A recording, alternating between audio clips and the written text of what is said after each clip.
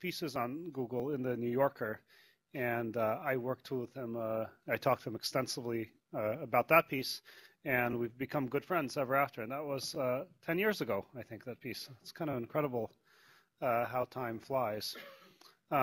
Anyhow, I'm excited to welcome him back to Google. He's obviously visited many times, but now he's visiting us as the person we get to interview. So the roles are a little bit reversed, and I'm excited to welcome him to talk about his new book about denialism, and then we get to grill him. And just like 10 years ago, you got to torture me. Now I get my revenge. So welcome, Michael. Please come on up and talk.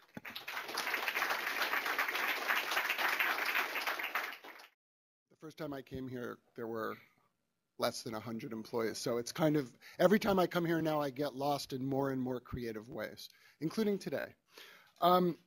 I just want to talk about my book and the themes in it for a little bit, and then there will be questions, I'm sure, and I'll be happy to answer them. The name of the book is Denialism, and immediately people wonder what I mean by that.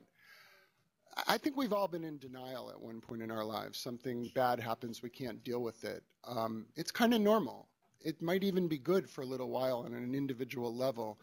It's extremely harmful when it lasts, and it's very deleterious to society when we do this in an institutional way. And I think that's what's happening in a whole number of areas of life these days.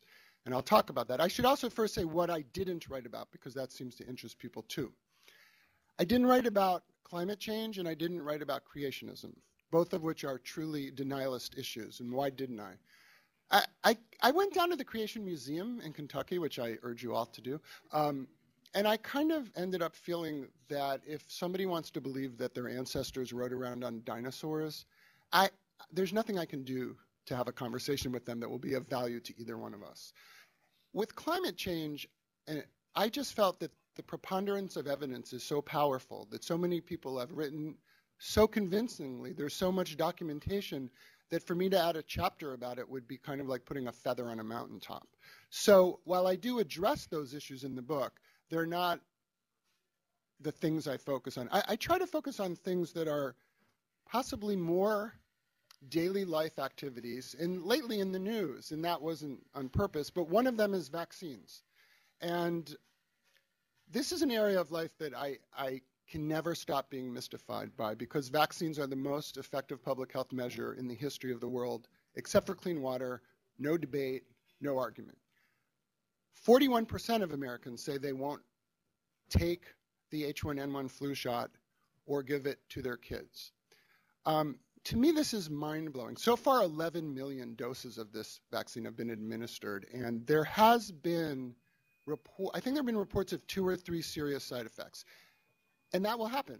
And if 11 million people drink water, there will be a side effect. I mean, this is the thing that people don't ever, you never look at the other side. 5,000 people have died so far from this flu, 500 kids.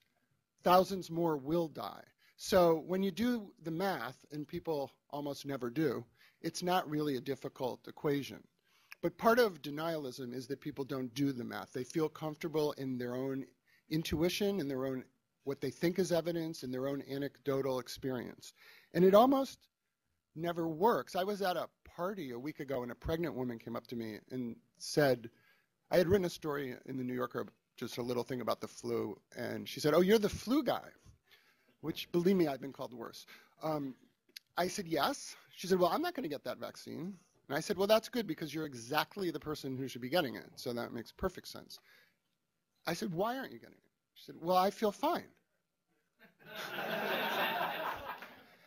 And you know, you don't feel pregnant until you get pregnant either. I mean, these things, you know, can't be stopped. And I tried to talk to her and tell her that viruses don't care if you feel fine now, but it wasn't going to happen.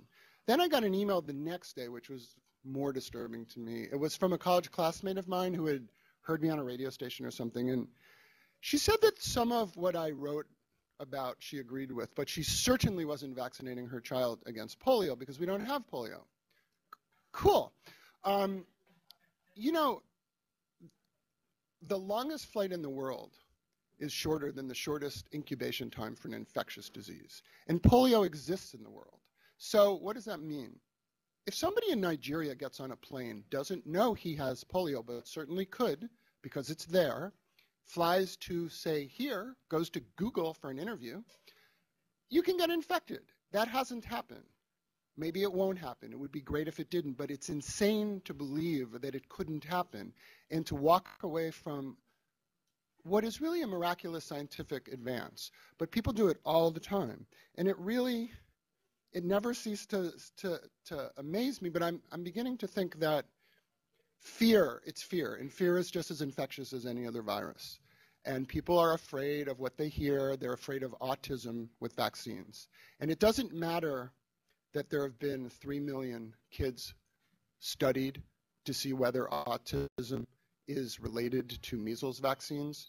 And that's kind of a study you can do pretty well because there's a lot of kids who've been vaccinated and a lot of kids who haven't. And if you look at the rate at which autism develops, you'll see it's the same progression in either case. So how that could happen, I don't know. What are we looking at? Is that competition or what? Anyway, cool. I like technology. Okay. Sorry about that. 35. Sergey, you're gone, right? Okay, cool. I look at these issues and I just wonder what people are thinking. And I know some of what people are thinking makes sense. We don't have measles in this country. People don't know what measles is. They don't know what polio is. They don't know what smallpox is. Smallpox is gone from the world, but it killed billions of people not that long ago. I mean, these diseases were in this country not 2 generations ago, but 1 generation ago. And the idea that they could never come back, I am hoping that smallpox won't come back because if it does, someone's making it in a laboratory. We can get to that later. People are just anxious about what they don't know, and they don't do any sort of rational thinking about things that affect them personally. And I find this very clearly in another area that I write about that I think may be dear to many people's heart in this area, which is food. The fight over organic food and genetically engineered food is the stupidest, most ridiculous culture war that exists in this country. It is of absolutely there's no reason to have it. All food we eat is genetically modified food. They didn't have cantaloupes or tangerines in the Garden of Eden. Over time, we have bred both animals and plants to do the things that we want them to do. Now, genetic engineering is a more powerful technology, and the idea that it's just the same as anything else is kind of silly and wrong. And there are lots of problems with genetically engineered food, and you're probably aware of some of them, but what are they? One is monoculture, just like one crop taking over a huge area. Another is heavy use of pesticide.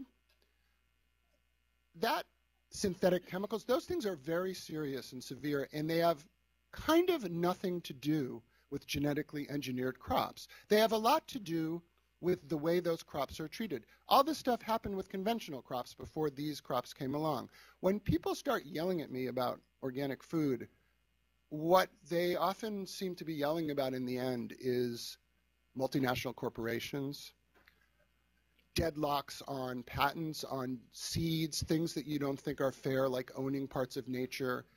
And I think all that is completely legitimate. And we should have conversations about it, and there are amazingly effective ways to prevent that from happening in the future. But it isn't the science. Science isn't a company. Science isn't Monsanto. Science is science. And it has worked really well since the Enlightenment, at least. It's brought us so far. A kid born in Bangladesh today lives longer than a rich man who was born on Park Avenue 100 years ago. That, to me, is an amazing fact. And it isn't a coincidence. It's because of the tools we have. And when people say genetically engineered food shouldn't be used at all, you know, 1 billion people go to bed hungry every night in this world, 1 billion. And in 40 years, we're going to need 70% more food than we have right now. So you guys are mathematically more gifted than me, but it seems to me there's 2 ways to get more food. You can grow more on the land that you have, or you can use more land. If we use much more land, we're basically cutting down even more rainforest than we've already destroyed, and I don't really think that's an approach. getting more, as they say, crop per drop is an approach, and it is a solution. It is not the magic solution. But, you know, you can eat vine ripened tomatoes. I just had a fantastic meal here. It's great, but we're not in sub-Saharan Africa where hundreds of millions of people in the world subsist on cassava. I don't know if you guys know, it's just a bunch of carbohydrates. It has no protein, it has no micronutrients. It's not something you can live on. So genetic engineers have decided to engineer all the stuff you need to live on into cassava. Vitamin A, micronutrients, protein. And it's working, it's happening. And it's not planted yet, and when they get done, there will be field trials. But the idea that we can do this in parts of the world that have nothing else, you know, that might not be the tastiest food in the world, but it's going to keep them alive, and it's going to make them better. And for us to say this is bad, especially for reasons that kind of don't exist, it makes me, as you might sense, kind of crazy and mad.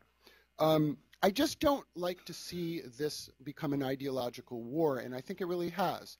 Now, there are some legitimate reasons for that. I think genetically engineered food kind of got unleashed on the world without anyone ever talking about it. And people tend to say the thing I just said, it can do miraculous things. But what does it really do these days?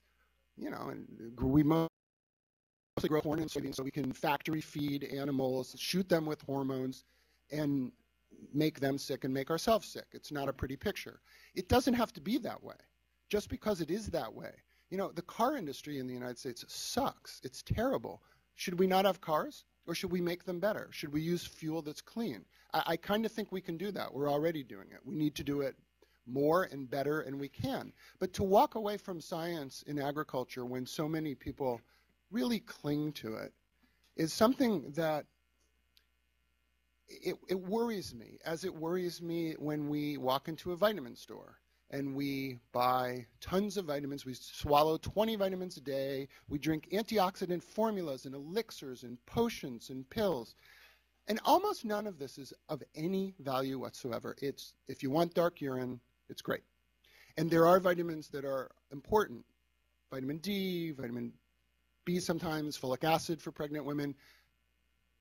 But most of the stuff that you see in your vitamin store could be put in a giant bag and thrown into the ocean. And the only bad thing about that would be that it would pollute the ocean because it's of no value. So why do we do that? Well, I don't think it's actually totally for stupid reasons, though I think the effect is really damaging. Our healthcare system is a disaster. It costs too much. Even those of us who are insured don't really get what we ought to get. People don't like pharmaceutical corporations, sometimes for good reason. They charge too much, they're predatory, our doctors seem to be distant, remote, and cold. Things are bad.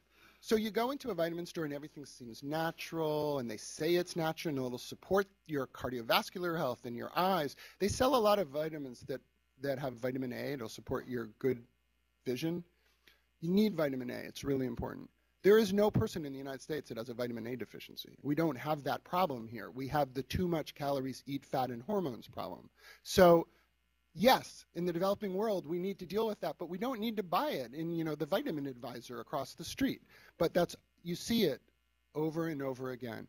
And I understand. It's a reaction to something that is genuinely troubling, but what are we getting when we get those vitamins? We think they're natural? I mean, do you know who makes those vitamins, how they're regulated, what's in them? No, you don't. Do you think those people, we spent $28 billion on it last year, you think those corporations didn't want to make money? They're doing it just because they want you to feel good, whereas Merck wants you to die? I mean, that seems to be, when I talk about this on the radio, that seems to be the supposition. And I did write, the first chapter of my book is on Vioxx, which was a non-steroidal anti-inflammatory, and I wrote it for two reasons. One is I want people to realize that I'm quite aware that there are legitimate reasons for mistrusting authority in this country, and the other is a more complicated reason, which I'll discuss. Vioxx was a drug that people took for arthritis, and it was, at the time of its introduction, seen as miraculous. Aspirin works up to a point, but causes tremendous gastrointestinal distress. Advil the same. People have even died from it. It's difficult to live a life where you're taking 40 aspirin a day. Vioxx seemed to circumvent that problem, and it was, you couldn't turn on a television set without seeing an ad. You couldn't open a magazine. It was the most heavily marketed drug in the history of the United States until the little blue pill came along. And, Viagra dwarfs it in all ways. But it turned out that the miracle wasn't so fabulous because people started dropping dead of heart attacks. And in the end, 55,000 Americans, that's an FDA estimate, it could be more or less, died as a result of taking Vioxx. And the drug was withdrawn, as you would expect that it would be, and Merck knew this. They knew there were cardiovascular risks. They didn't go out and warn people, and it's shameful. It's horrible what happened. There's no excuse for it. But having said that, I'll say another thing. Why is Vioxx off the market? I mean, should it be off the market? Because millions of people had a tremendous benefit from that drug, and its flaws were very easy for a doctor to notice. You're obese, you have diabetes, you have cholesterol problems, you have a history of heart disease. These are things that you can know, you yourself, your physician. There's no reason that a drug like that can't be prescribed in the right way. Actually, there is a reason, because in this country, once a drug is approved by the Food and Drug Administration, you can do whatever you want with it. You can call it a chair and sell it as furniture. I mean, it's ridiculous. And so that's a problem. And given that situation, the thing to do is get rid of drugs like that. But I do believe that we shouldn't be in a country where you can't use things effectively and intelligently. And that's what the move to genomics is about. But it's a slow transition, and people don't think about the other side.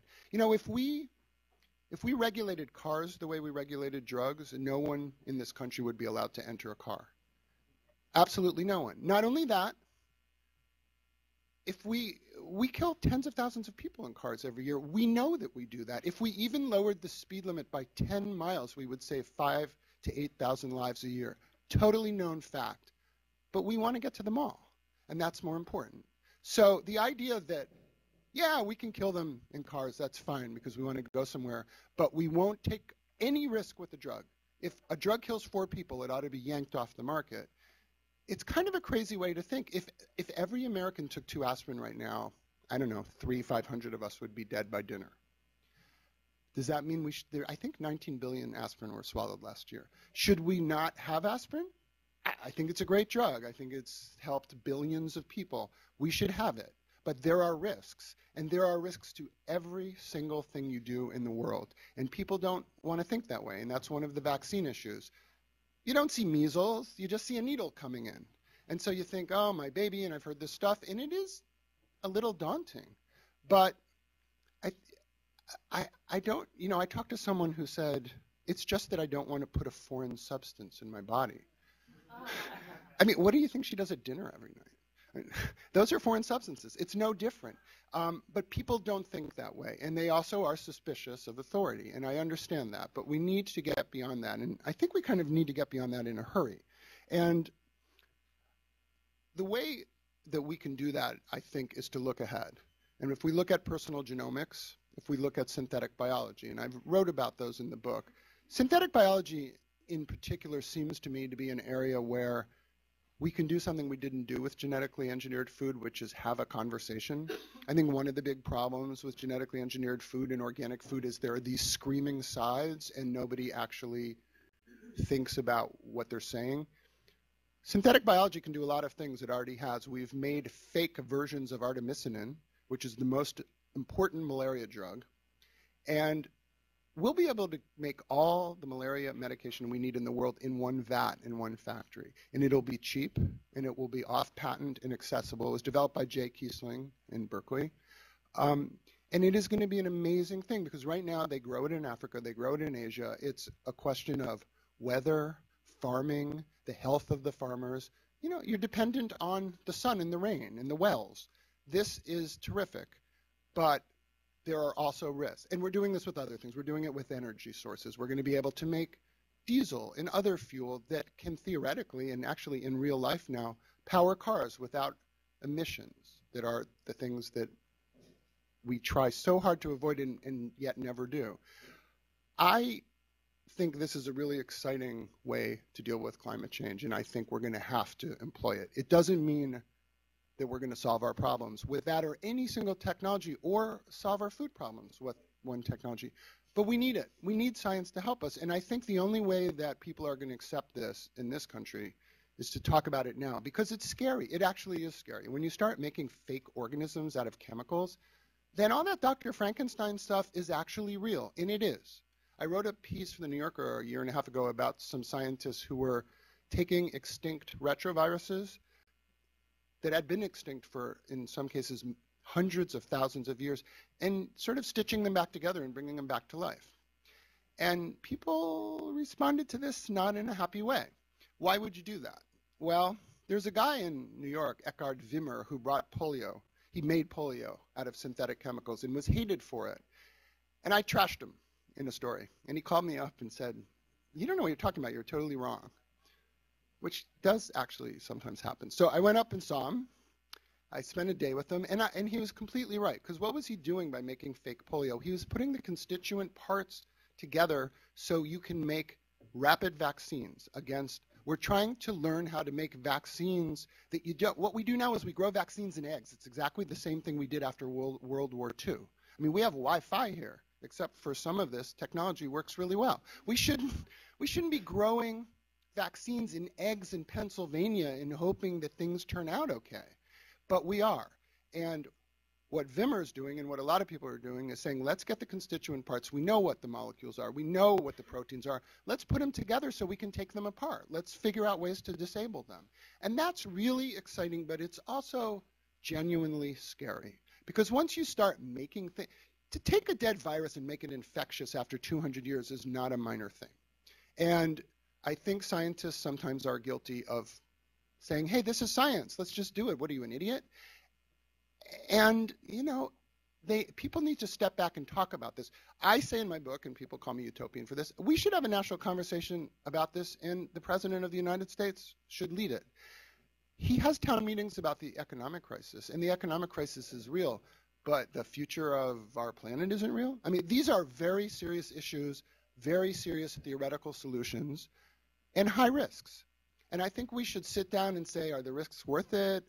What are the benefits? How much does it cost? What do we need to do? We never have those conversations in this country. We just sort of go ahead, you know, and often that's worked. They just went ahead with trains and that internet thing, and it just showed up. But I think we're at a point now where we really are doing something that makes people uneasy. And I don't think the answer to that is not to do it. I think it's to explain it. And I think when things aren't explained properly, what you have is denialism. You have people hiding in their own wishes, superstitions, what makes them feel comfortable. And usually what makes you feel comfortable isn't actually the thing you want to do down the road. So I just like people to be a little thoughtful about not just themselves, but other people. You know, when you get a vaccine and you don't get it, it's not just you. It's not just your kid. It's the people who go to school with your kid. And it's understandable to be afraid, but you need to also look at the other side. And we just so rarely do in this country. We so rarely think that something is anything other than a plot that it's really getting kind of scary. And I think we're getting away from who we are. And Google is the representation of who we are. I mean, we can do amazing things, and we don't want to walk away from our ability to do that because we're afraid of science. And that is happening, I think. Anyway, that's my thing. People can question me if they want. I'm sure that others might have different views, and I'd love to hear them. So thank you.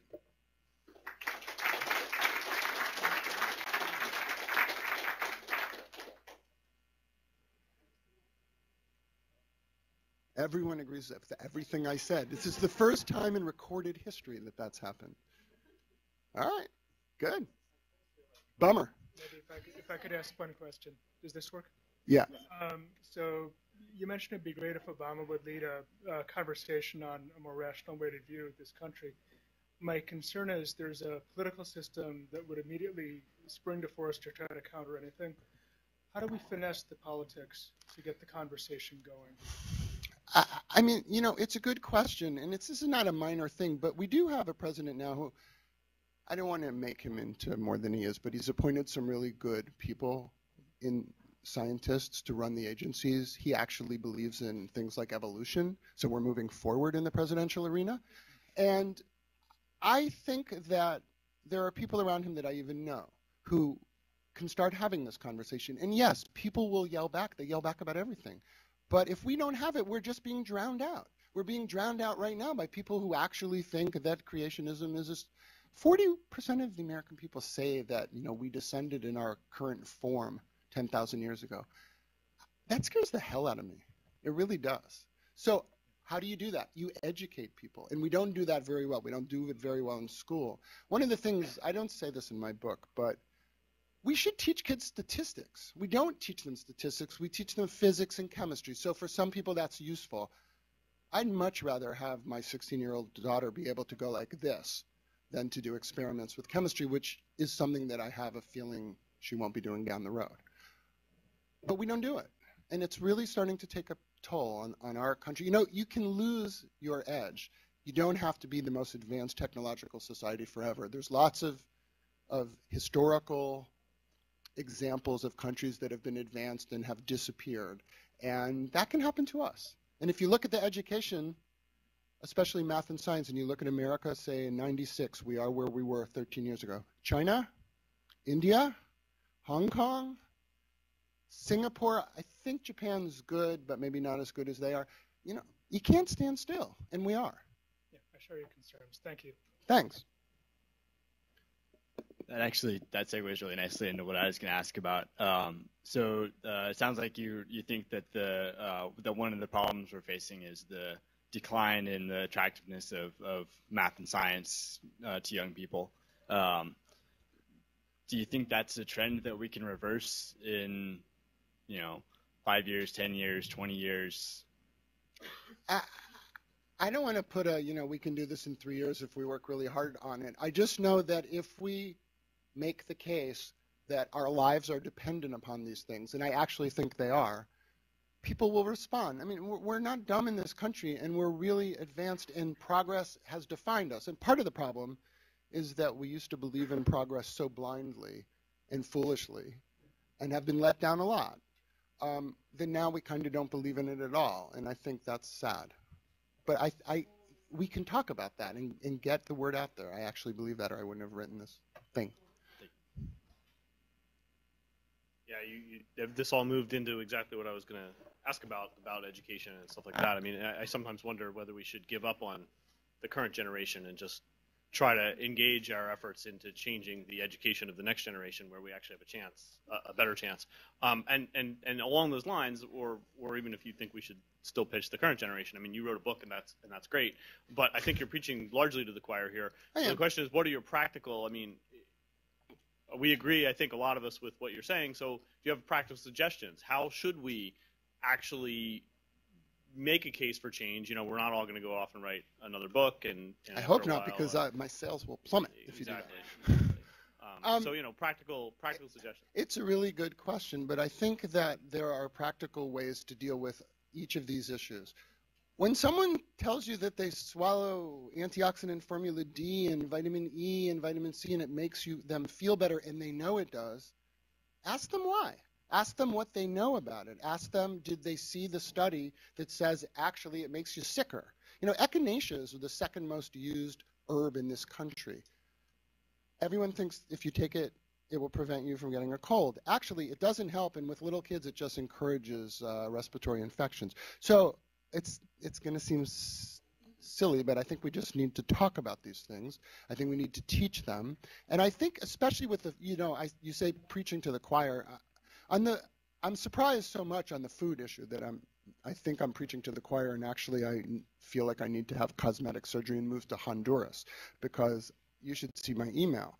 And again, I think if people had a conversation where they were told, your feelings about multinational corporations may or may not be serious, and you might be right, but that's not what this is about. This is about a technology, and we can use a technology in any number of ways, just as we can use vaccines in the third world. In Africa, the rate of measles is plummeting.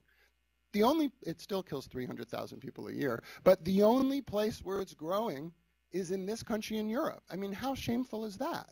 So I think these things have to be communicated, and they are. And the media and the internet are, I think, partially to blame, at least, I have to say. We tend to scream at least as loudly as anyone. I had a friend in grad school, a doctor in computer science, and then worked at NASA. And then last I talked to her, she's become a doctor of homeopathy. How do you respond to that? I responded. How should I respond to that? I write about homeopathy in my book. So this is amazing. I mean, homeopathy is the principle that like cures like. You could take like a little billionth of a molecule of the thing that makes you sick and dilute it and distill it and swallow it, and you'll be fine. Now, any number of studies have shown this to be complete and utter bunkum, but it doesn't matter to people. They still want it. And I think sometimes they want it because it seems real and comfortable, and drugs don't seem real, and they make you sick. And by the way, we've been told that, we're going to have cancer cured, and this pill will take care of that. And so often, medicine isn't like that. It's more an art than a science. It doesn't banish things. Sure, if you have strep throat, there's a drug. But often it's much more complicated, and I think we don't sell it that way, and people get annoyed, and then they go running to something that seems comfortable, like homeopathy. But whoa, NASA to homeopathy, that's a bad route. So one thing you haven't talked about very much in your talk so far is religion. Do you think the fact that a lot of people are indoctrinated from an early age to believe things that aren't proved or provable affects their take on things later in life? Yeah, I try to duck the religion thing as much as possible, but I will say this. I don't think that religion has to be in conflict with science, and there's lots of examples, including Albert Einstein, to prove me right. Yeah, there are fundamentalists, Christians, Jews, Muslims, tons of people who are never going to accept reality. But most people are not like that, and I don't see why a religion, if people feel good about religion and it gives them some peace, I don't see why that has to interfere with the scientific method and talking about repeating studies, showing how they work, showing what they do, and showing what happens when you don't do them. I may be utopian, but I don't think that is the fundamental problem. But it is something to think about.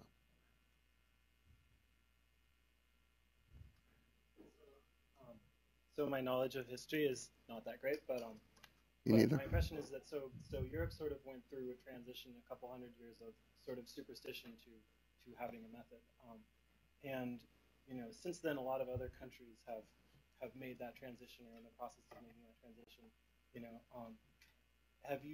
Have you like researched at all, like how does that transition happen? What's like we have different cases because it happens at different times in different places, right? And how I think it's different here than there. Well, it's a good question. I think some of it is just level of education and the number of people and the percentage of people who are educated at a certain level. But I would say this about Europe. Yeah, they went through a transition a couple hundred years ago. I think they might be going through another transition right now, because you say the word genetically modified food in that part of the world, and you better have a suit of armor. And again, there are reasons for that, because they don't need genetically modified corn or tasteless tomatoes. But their opposition is so profound. And the thing that kills me about that is, so you're an environmentalist, and what do you want? Less water use, less insecticide on the land, less energy used to get crops. These things can do that. And actually the World Wildlife Fund has, thank God, come out and said, gee, maybe this biotechnology stuff is okay. But I see it going in reverse in Europe actually more rapidly than it's going in reverse here. I don't know why they are okay with evolution and we're not. That's over my head, above my pay grade. But on the other stuff, I do see them moving backwards. I see a lot of moving backwards. Well, there may be a pendulum, and that may seem natural, but all I know is that, we used to die at the age of 40. That was when we died. It wasn't thousands of years ago. It was 125 years ago or 150 years ago. And now we die at the age of 80. My grandfather died when he was 62, and that was about 40 years ago. And it was sad, but nobody said, oh my God, he was only 62, because you're supposed to die when you're 62. Well, now You're supposed to die when you're 82. And people say when someone dies at 62, gee, he got robbed of, a bunch of life. That's just in one generation. That isn't 500 years. So the advances we've made are just incredible. And yet, we seem to be sliding backward in the way we approach them. And I think part of it is we take for granted what we have. But for what it's worth. Anything else? Okay, go forth. Plant genetically engineered food. Swear off organics. And thank you very much.